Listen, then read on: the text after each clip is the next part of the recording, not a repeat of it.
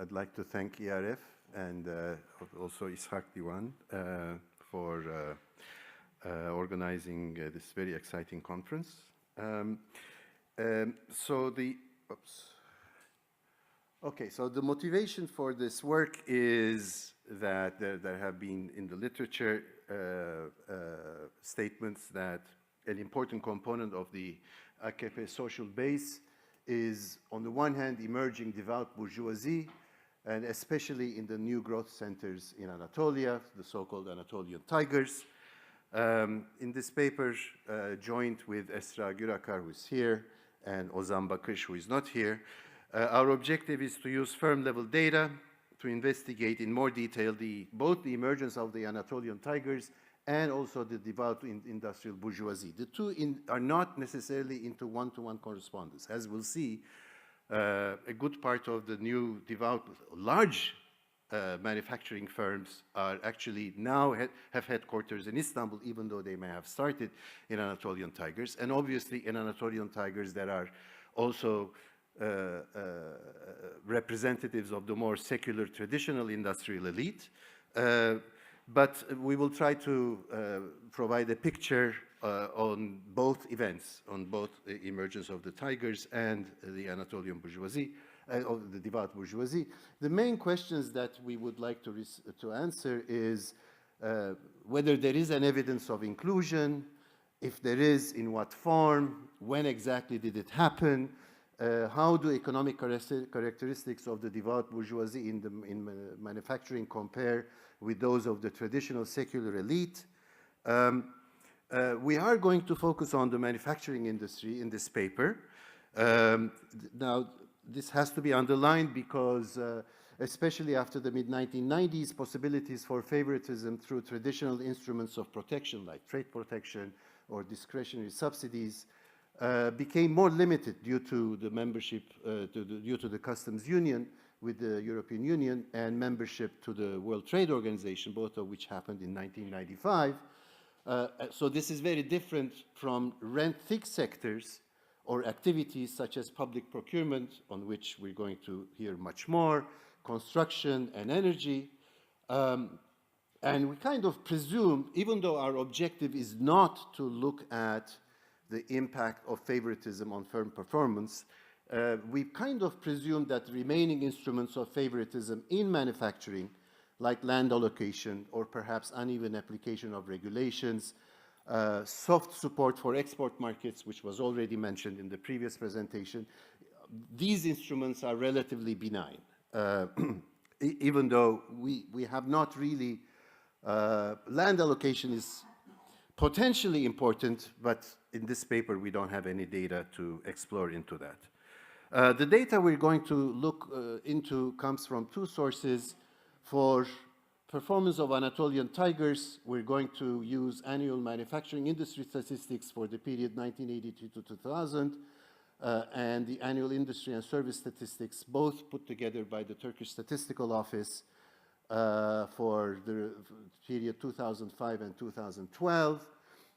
In this paper, we define Anatolian tigers as NUTS 2 regions where the Welfare Party, which has already been mentioned, received at least 20% of the vote in the elections of 1991. That was a landmark success.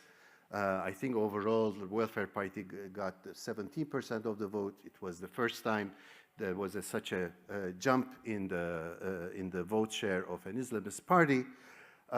So we take that as our measure of Anatolian tigers. And we've used other measures in the past. It doesn't make a big difference, but the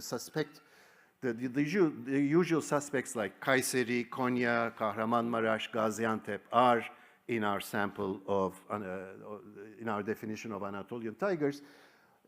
In addition to that, in the second part of the paper, we use data on largest manufacturing firms put together by the Istanbul Chamber of Industry. For the period 1980 to 96, there are data for 500 firms. For 1997 to 2012, actually, there's data for 1,000 firms. And what we're going to do is we're going to identify firms as belonging to the religious network or secular network based on membership to business associations in 2013. So firms that are members of TUSIAD, Turconfed, are going to be classified as members of the secular network. Firms that belong to MUSIAD and TUSCON or ASCON are classified as firms belonging to the religious network. There are firms that are members of both. Those firms are classified as belonging to the religious network in this work. So very quick background information. Some of it has already been presented. Turkey followed an import substitution industrialization strategy until 1980, during which the traditional industrial elite was established. Then came Özal reforms, trade and financial liberalization, opening of the capital account. The 1980s and 90s are characterized by very fierce political competition, especially in the 1990s, significant fragmentation on both parties of the left and of the right.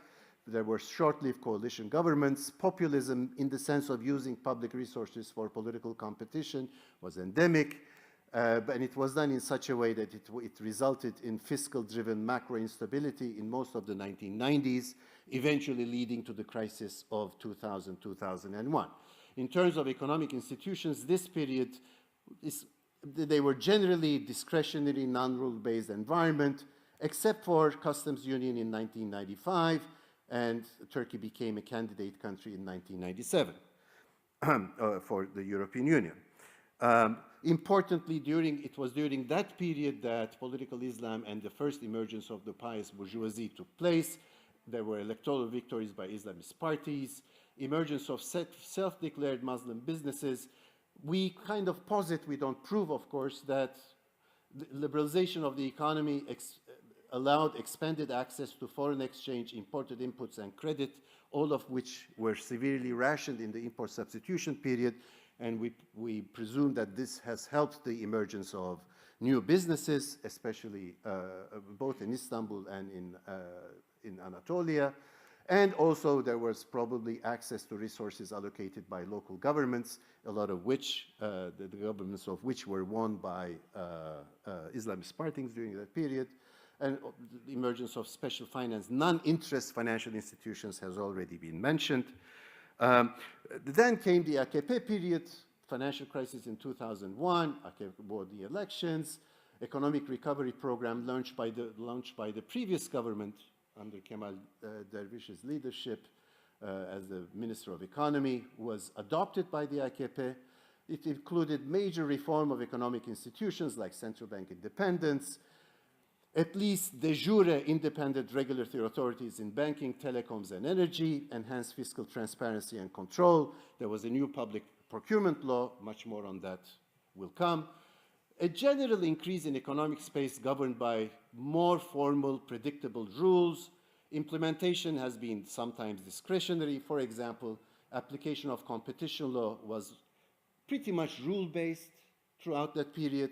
By contrast, procurement law was immediately started to change after AKP came to power. So it was a hybrid regime of state-business relations, and we kind of presume that the manufacturing sector belonged to that space of the economy which was governed in somewhat more rule-based manner compared to energy, construction, and public procurement. Everybody knows that economic growth in the 2000s, the first part of 2000s, between 2002 2007, has been impressive. And it included a lot of structural change in the structure of industry, in the structure of exports especially. The share of traditional exports declined, the share of kind of medium tech exports, especially automotive and automotive side industry components has increased significantly during that period. What does the data tell us about the performance of Anatolian tigers? This is from 1982 to 2000. The share of Anatolian tigers in manufacturing employment pretty much constant, between 14–12%, maybe declining just a little bit. This is share in value added. We cannot explain this jump in 1987, but overall, again, not drastic changes, slight increase towards the end of the period. When we look at productivity, which is our main measure of convergence, there was, so this is relative labor productivity of tigers, blue, divided by the West, so West is equal to 1. And the other, sorry, this is, yeah, and red is the other regions. So 1 is the West.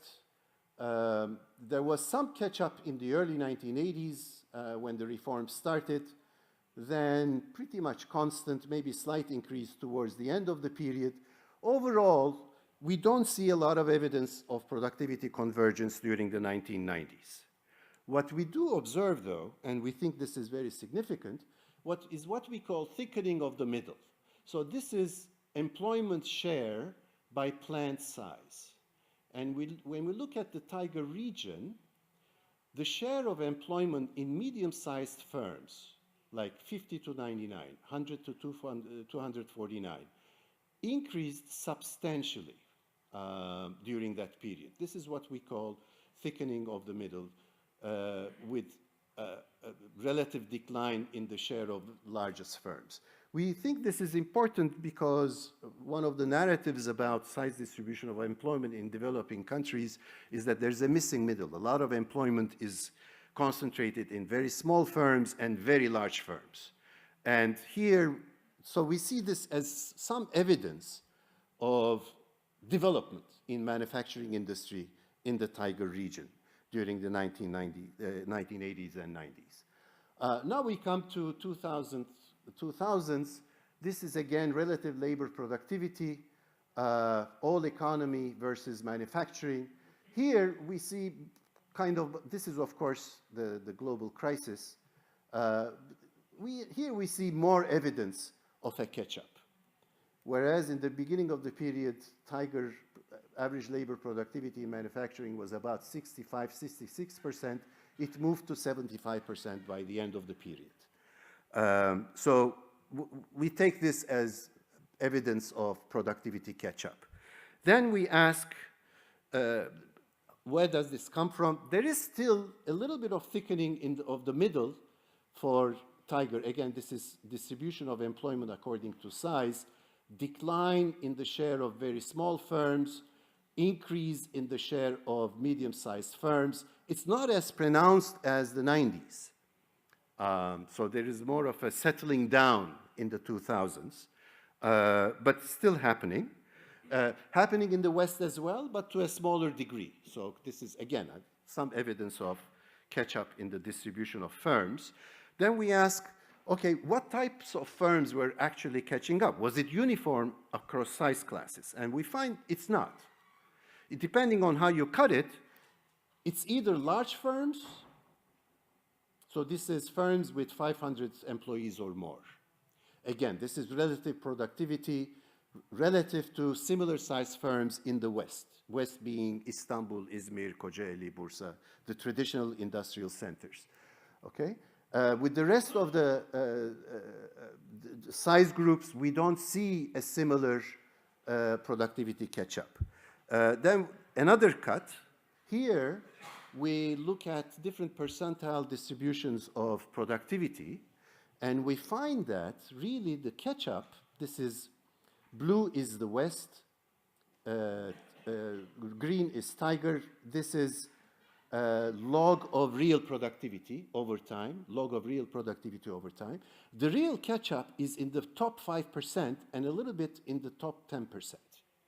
Whereas if you look at the low 25%, actually there is even further divergence in average labor productivity. So yes, there is inclusion, there is some catch-up, but it's qualified. It's not all over the place. In the beginning of period, there were already some firms more productive at the top end of the distribution, and these firms further increased their productivity during that period. What are these top 10% productivity firms? Are they small? Are they large? We find that a lot of them are medium-sized. some of them are large, some of them are kind of on the small end of the distribution. So it's relatively distributed across different size classes. It's not, turns out it's not just the large firms. There is increased share of exports. The Tiger region's share in total exports did increase from about 5% in 2002 to about 10% in 2015. So the participation in exports, regional participation in exports, there was pretty much, there was significant inclusion and participation there. 5 minutes. Okay. Now we look at devout bourgeoisie. This is the share of number of members of the religious networks in top 500 until 1997 and top 1,000 firms. So the real increase, the real emergence of large religious businesses occurred in the 2000s. From about 25 firms in 1982 to about 200 firms by the end of the decade in 2000s.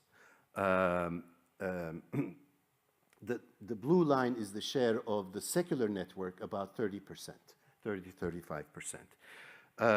A lot of the, well, 60% of the firms were established after the 1980s of these religious members of the religious networks.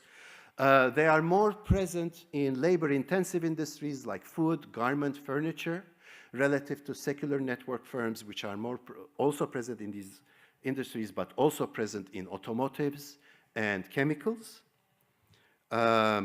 Religious network firms are smaller. This is the average size of firms. The green, sorry, the red is religious network. The blue, the green is secular network. So religious network firms are on average smaller. Red here is religious networks. They started more export-oriented than the secular network, right? And by the end of the 2000s, they have similar export orientation. Secular network firms have a little higher. This is exports divided by sales. So about 25-30% export-oriented for both cases. They do have lower productivity. And interestingly, productivity among religious network firms suffered a lot during the crisis, this decline. And it's the same is not true for the secular network firms. So it's, it looks like we know that there was a severe credit crunch during the crisis of 2000-2001 in Turkey, and it looks like the religious network firms were more adversely influenced. So as a way of summary, maybe I'll skip that. Maybe a few words on on more recent decade. Of course, the environment now is radically different from the early 2000s. The EU anchor has weakened a lot. There's more desire on the part of Erdogan to centralize political power and weaken checks and balances. There were Gezi protests in 2013. Most importantly, unraveling of the coalition with the Gülen movement had a very significant impact on state-business relations as well. After the July 2015 coup attempt, a lot of Gülen-associated or allegedly Gülen-associated businesses have been expropriated. The number is put at around 400. Some of these firms were in our data set, so we will look at in the future to what extent this affects the ranking in the top 1,000 firms. State-business relations is in a serious transition at the moment. It's moving from a hybrid regime of the early 2000s to one where perhaps there is less protection against predation. The scope of rule-based governance is narrowing down. Independence of regulatory agencies as well as the judiciary already started to be weakened before the coup attempt. And in addition, there is tremendous increase in political uncertainty, violence associated with the Kurdish issue, and risk associated with Syria, and these are having impact on state-business relations in Turkey. So I'll cut there. Thank you very much.